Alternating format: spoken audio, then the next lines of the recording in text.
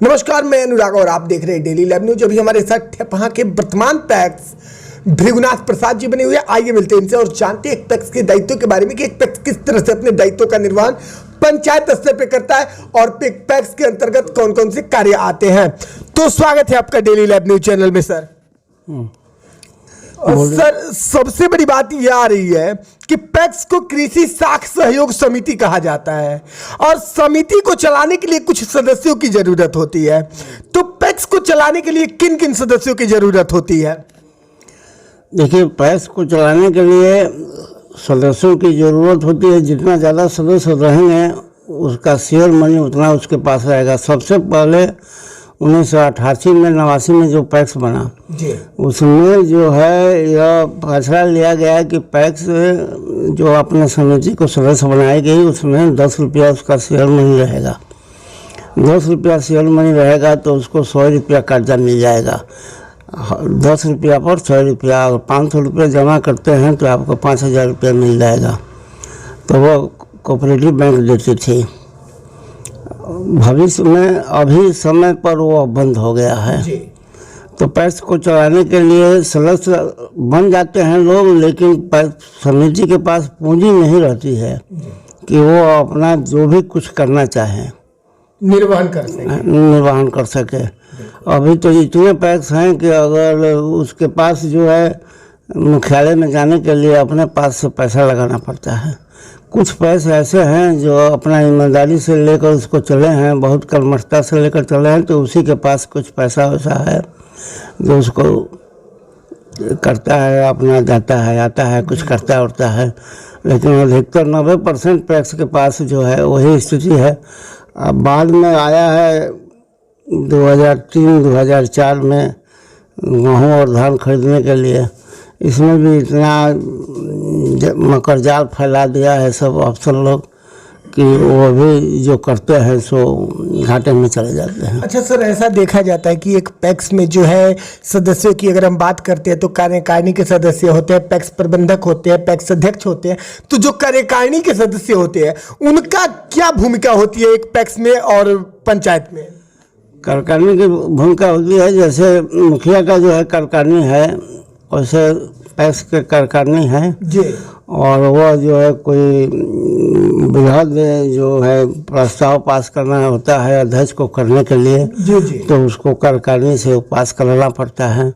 कार्यकारिणी पास कर देती है तभी अध्यक्ष जो है उस कार्य को कार्य रूप में परिणत करते हैं। यानी कि कार्यकारिणी के सहभागिता से और कार्यकारिणी के रहने पर ही पैक्स का कोई भी काम हो पाता है। उसके द्वारा प्रस्ताव पारित होगा। अच्छा। उसके बाद ही होगा।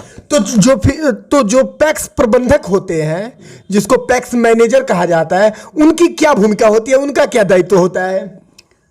पैक्स की कार्यकारिणी पैक्स प्रबंधक को नियुक्त करती है। अच्छा। और पैक्स के कार्यकारिणी और अध्यक्ष मिलकर जो प्रस्ताव पारित करते हैं उसके अनुसार पैक्स में पैक्स प्रबंधक को कार्य करना होता है। उसी के अनुसार वो कार्य करेंगे। लेकिन ऐसा देखा जाता है कि पैक्स प्रबंधक के अंतर्गत पैक्स बैंक भी आता है जिसको सहकारिता बैंक कहते हैं और वो उस पंचायत के नाम से चलता है। सहकारिता बैंक नहीं है, यह पैक्स का ही बैंक है जी। जैसे कि आपका पंचायत ठेपहा होता है तो ठेपहा बैंक के नाम से चलता है, ठेपहा पैक्स बैंक के नाम से चलता है। तो क्या आपके पंचायत में पैक्स बैंक चलता है? चलता है। उसमें कौन कौन सी सुविधाएं किसान को दी जाती है? देखिए, किसान को अब इस बात को समझिए, 1992 में जो पटना में मीटिंग हुआ था पैक्स को बढ़ाने के लिए जी, तो पैक्स के पास पूंजी किसी के पास नहीं था। तो वहाँ पर यह सोचा गया कि पैक्स को अपना पूंजी एकत्रित करने के लिए पैक्स को जमा वृद्धि व्यवसाय किया जाए और उससे जो पैसा जमा होगा पैक्स के अंदर उस पैसे का जो है उसके बिजनेस करेगी या जो भी उसका कार्य क्षेत्र बहुत लंबा चौड़ा है वो भी करेगी और उससे जो आय होगा वो पैक्स का आय होगा जी।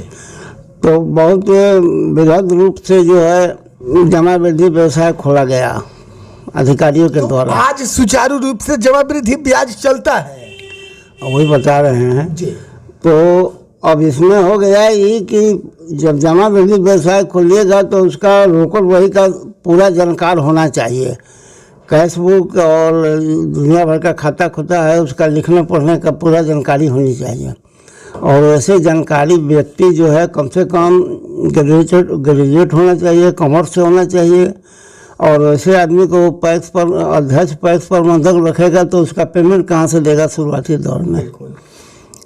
तो इसकी व्यवस्था नहीं हो पाई और जितने खुले उनको कोई खाता पुर्जा लिखने पढ़ने की जानकारी नहीं थी और वह खाता पुर्जा के लिखने के चक्कर में वो जो है गड़बड़ सड़बड़ कर दिए।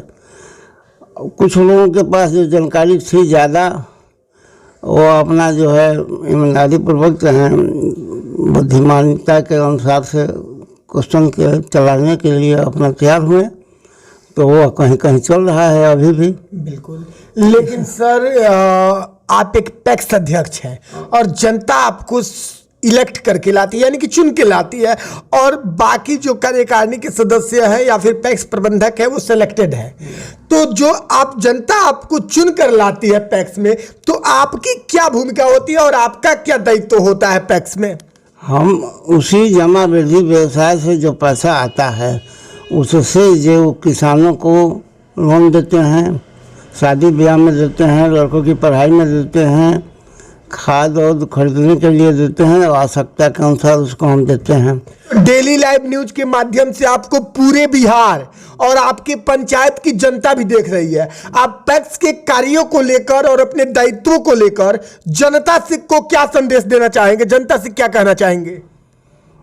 देखिए, जनता से तो कहने के लिए कुछ भी नहीं है हमारे पास। जनता की हम सेवा करते हैं। हमारे पास कम से कम 25 लाख 15 और 14 29 में 25 लाख का समझिए, 25 लाख का जो है कृषि यंत्र है, वह जुताई होता है, धान की कटाई होती है, वो जनता के लिए ही है। जनता के लिए ही है जी। खाद का रोजगार करते हैं, वो भी जनता के लिए है। एक कपड़ा का दुकान करवाए हैं, वो भी जनता के लिए है। वो पैक्स से अलग है, कपड़े का दुकान है जी। इसके बाद से हम राइस मिल बैठाए थे, लेकिन कानूनी अड़चन पड़चन में उसको बंद कर दिए। इसके बाद जो है गेहूँ और धान की खरीदारी अपने पैसे के किसानों को हम खरीद देते हैं और उसको जो है उचित दाम मिलता है। तो जितना होता है, कहीं बाजार में या हमारे पंचायत के अंदर कोई आकस्मिक घटना घटती है तो उसमें हम अपने सहभागिता उसमें देते हैं, उसको कार्य रूप में परिणत करते हैं, उसकी जितना होता है सेवा करते हैं। चलिए जी, डेली लाइव न्यूज चैनल से जुड़ने के लिए और अपना कीमती समय देने के लिए बहुत बहुत धन्यवाद आपका।